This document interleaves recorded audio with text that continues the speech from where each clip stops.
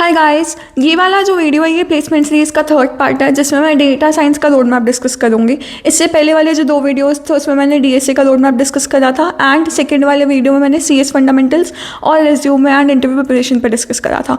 तो ये वाले वीडियो में डेटा साइंस पे बात करेंगे, तो चलो शुरू करते हैं। अब मैंने डेटा साइंस रोल्स के लिए भी एक फ्लो चार्ट बनाया है, लेकिन रोड मैप सा बनाया है क्योंकि मेरी डेटा साइंस प्रोफाइल थी।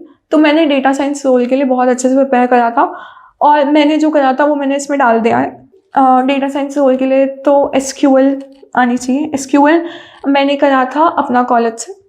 अपना कॉलेज का आई थिंक 3-4 घंटे का वीडियो था शायद वो, और उसके बाद लीड कोड 150 के क्वेश्चंस और जीएफजी के क्वेश्चंस। तो ये करने में लग जाएंगे 4 दिन, मुझे तो लगे थे, तो 4 दिन लग जाएंगे एसक्यूएल के।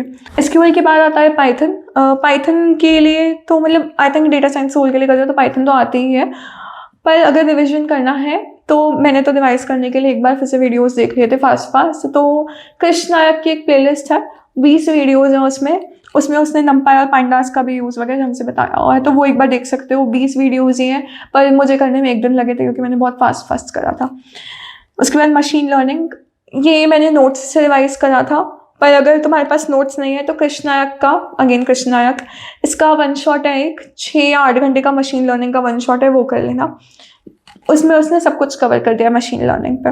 उसके बाद आता है एनएलपी का भी मेरे पास नोट्स से मैंने वो रिवाइज करे थे और कृष्ण नायक की वीडियो देखी थी। तो कृष्ण नायक का एनएलपी पे फिर से एक 1 शॉट है जिसमें उसने फिर से रिवाइज करवाया है सब कुछ, तो वो देख सकते हो। उसके बाद आता है डीप लर्निंग भी मैंने कृष्ण नायक से करा था। मेरे पास नोट्स थे और कृष्ण नायक की वीडियो, तो मैंने ये दोनों रिवाइज करे थे। उसके बाद आता है डेटा एनालिसिस के लिए टैबलू तुम यूट्यूब पे देख सकते हो, उसका 2-3 घंटे का एक वीडियो मिल जाएगा। उसके बाद उसके डैशबोर्ड्स बना लो 3-4, काफ़ी होता है इतना टैबलू के लिए, मुझे ऐसा लगता है। और अगर टैबलू कर रहे हो तो पावर बीआई की ज़रूरत नहीं है, दोनों में से कोई एक आता है इनफ है। उसके बाद एसक्यूएल बस। अब अगर तुम्हें बहुत ही अच्छे से करना है ना मशीन लर्निंग, एनएलपी और डीप लर्निंग, तो कैंपस एक्स का वीडियो है, मैंने वो देखे थे जब मैंने फर्स्ट टाइम नोट्स बनाए। तो मेरे पास कैंपस एक्स के भी वीडियोस थे, वो 100 वीडियोस हैं उसके मशीन लर्निंग के और 100 वीडियोस हैं उसके डीप लर्निंग के, मतलब वो बहुत अच्छे हैं।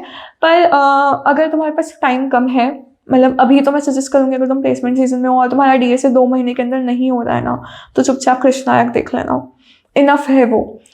पर हाँ, कुछ टेस्ट होते हैं जिनमें वो बहुत ही ज़्यादा मैथमेटिकल एस्पेक्ट्स में चले जाते हैं हर फंक्शन के, तो उसमें कैंपस एक्स के वीडियोस काम आते हैं।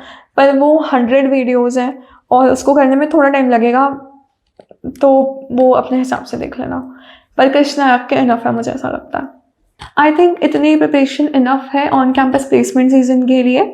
और ऑफ कैंपस के लिए तुम्हें जेडी के हिसाब से थोड़ा ऊपर नीचे 2-3 चीज़ें सीखनी पड़ सकती हैं क्योंकि वो थोड़ा ज़्यादा एक्सपेक्ट करते हैं, पर ऑन कैंपस के लिए आई थिंक इतना इनफ है। अगेन मोस्ट इम्पॉर्टेंट पार्ट जो है इसका वो डीएसए प्रैक्टिस है। जितना डीएसए प्रैक्टिस करोगे उतना ज़्यादा वो इम्प्रूव होगा। और साथ साथ में कॉन्टेस्ट देते रहना। मैंने कॉन्टेस्ट देना कम कर दिया था प्लेसमेंट के टाइम पे क्योंकि मैं बहुत नर्वस हो जाती थी कॉन्टेस्ट के बाद, तो मैं अब सॉल्व करती थी मोस्टली कॉन्टेस्ट को।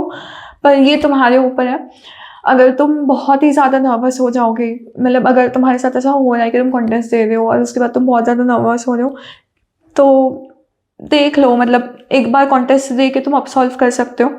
इसमें ऐसा कर सकते हो कि मैंने 2 अकाउंट्स रखे थे, एक में रेटिंग ज़्यादा थी तो मैंने छूना बंद कर दिया था और मैं दूसरे पे करती थी, पर उसमें भी मैंने फिर अब सॉल्व करने लग गई थी क्योंकि मुझे बहुत डर लगता था। मैं खुद से बहुत ज़्यादा एक्सपेक्ट करने लग गई थी पढ़ते पढ़ते, और मुझसे जब क्वेश्चन नहीं होते थे तो मैं बहुत ज़्यादा नर्वस हो जाती थी। तो अगर तुम नर्वस हो रहे हो तो या तो तुम कॉन्टेस्ट दो या फिर टाइमर लगा के क्वेश्चन से सॉल्व करना चालू करो। टाइमर इसलिए लगाना है ताकि तुम इस प्रेशर में कोड कर सको, टेस्ट की प्रिपरेशन होगी, वरना टेस्ट में नर्वस हो जाते हैं और फिर क्वेश्चंस होना बंद हो जाते हैं। तो कॉन्टेस्ट देना इम्पॉर्टेंट है। और अगर कॉन्टेस्ट देने में डर लग रहा है तो ट्राई करो, बैठो 3 घंटा, सोचो कितना हो रहा है, बेस्ट तो अपना, और उसके बाद नहीं हो रहे तो नर्वस मत हो। ये माइंड को ट्रेन करना पड़ेगा कि नर्वस ना हो, वो सैड ना हो अगर क्वेश्चन नहीं हो रहे हैं। उसके बाद अब सॉल्व करो। अब सॉल्व करना मतलब कॉन्टेस्ट के बाद फिर से एक बार खुद से सॉल्व करके देखना जो क्वेश्चन नहीं हुए उन्हें, ठीक है। तो फॉलो करो रोड मैप गाइस, डीएसए करो अच्छे से एंड ऑल द बेस्ट। पर हाँ, थोड़े जब जो टेस्ट कुछ और सब्सक्राइब मी।